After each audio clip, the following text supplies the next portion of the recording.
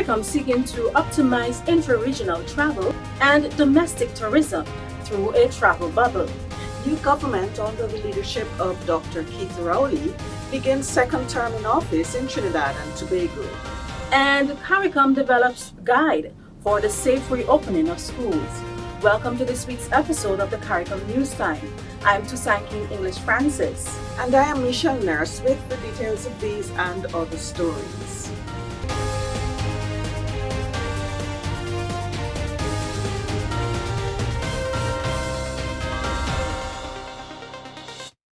Travelers from outside of the Caribbean community may have to ensure that they are tested for COVID-19 before they travel and are expected to be tested upon arrival at their destinations.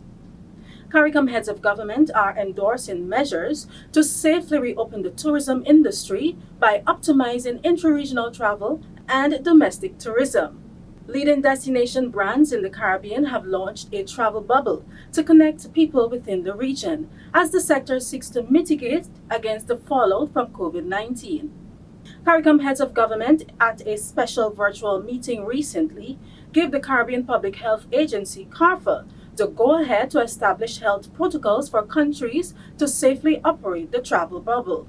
CARICOM heads of government also discussed measures that will ensure the community is adequately prepared for the remainder of the hurricane season. Trinidad and Tobago's People's National Movement, the PNM, has begun its second term in office after the Elections and Boundaries Commission ratified the party's victory over the United National Congress in the August 10, 2020 general elections. Your Excellency, we're starting out on a long journey. 50 months of it, or is it 60 months? 60 months of it. It's counted in months because sometimes when you count this period in years, some people fall asleep. Rest assured that nobody in this government would be allowed to fall asleep because conduct, performance will be reviewed on an ongoing basis.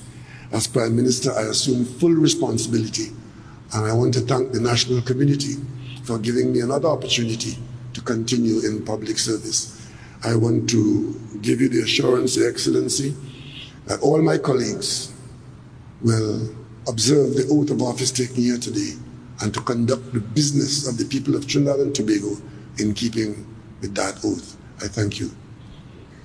United National Congress leader Kamala Persad-Bissessar conceded defeat in a statement on Tuesday, August 10th, saying that she is satisfied the people have spoken and that Dr. Rowley and his party shall form the new government of Trinidad and Tobago.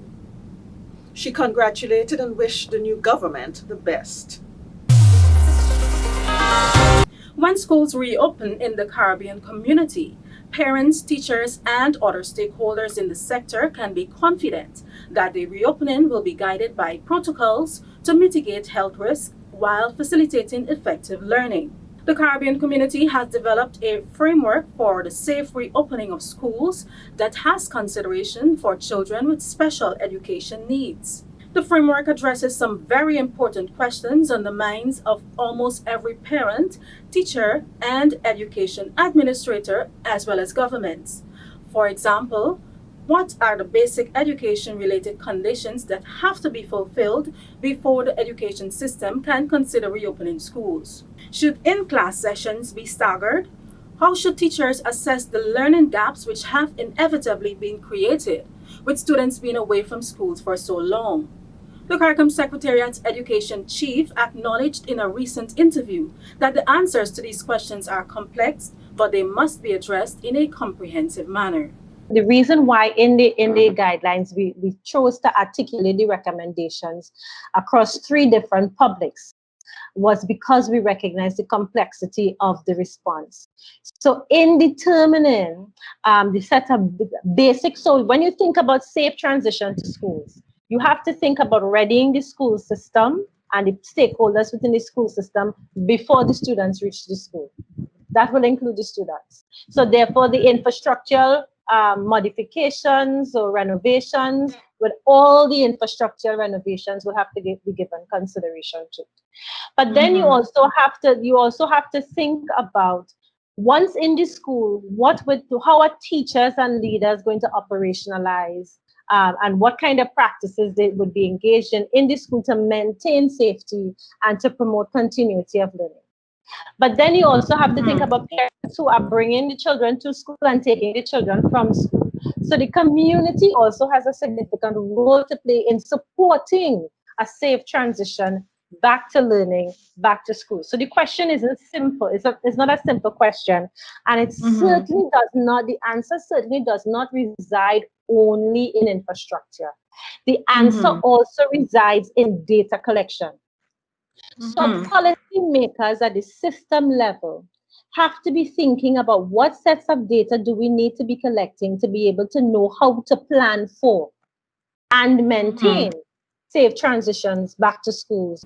CARICOM countries, including the Turks and Caicos Islands, which is preparing to reopen schools with both digital and in-class options on the table, have welcomed the support from CARICOM in charting the way forward. The framework was done with the support of the Caribbean Development Bank and through cooperation between the International Institute for Educational Planning and the CARICOM Secretariat. You can peruse the framework for reopening of schools in the Caribbean on the CARICOM website at www.caricom.org.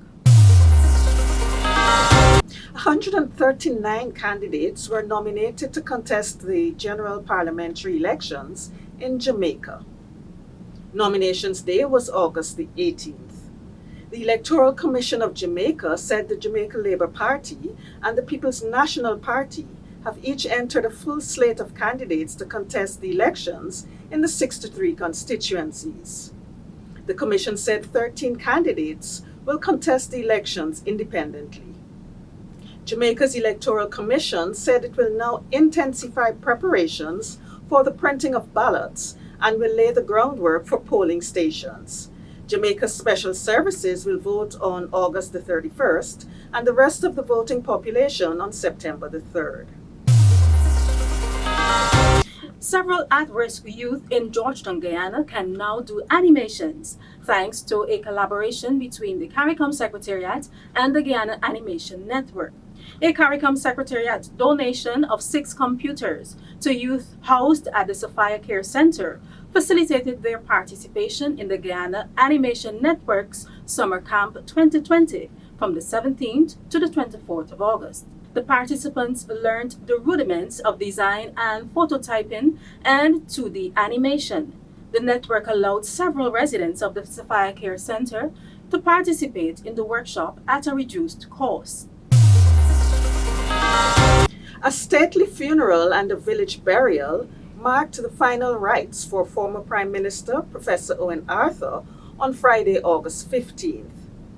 Barbadians paid a tearful goodbye to Mr. Arthur following a 2-hour state funeral service at his hometown St. Peter's Parish Church. Prime Minister Mia Mottley, in her emotional tribute to her mentor and predecessor, said there is no one who has ever met Owen Arthur who could ignore his presence. There's a refrain from a moving Gladys Knight song that lingers in the back of my mind whenever I think of Owen Arthur. And it goes, if anyone should ever write my life story, for whatever reason there might be, you'd be there between the lines of pain and glory, because you're the best thing that ever happened to me. In retrospect, I know in my heart that in my political life, Owen Arthur was the best thing that ever happened to me. I believe that there's so many others who feel the same way. There's no one who ever met Owen Arthur who could ignore his presence. His intellect was large, his personality complex.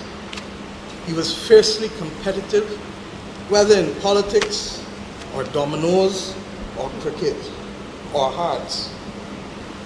This should be no surprise to us, for his initial defeat in this parish by 1 vote was quickly transformed into a victory and the start of a distinguished parliamentary sojourn for 34 years in the House of Assembly. The longest-serving head of government of Barbados was laid to rest at the Mount Pleasant Memorial Gardens overlooking his home village of Ben Hill.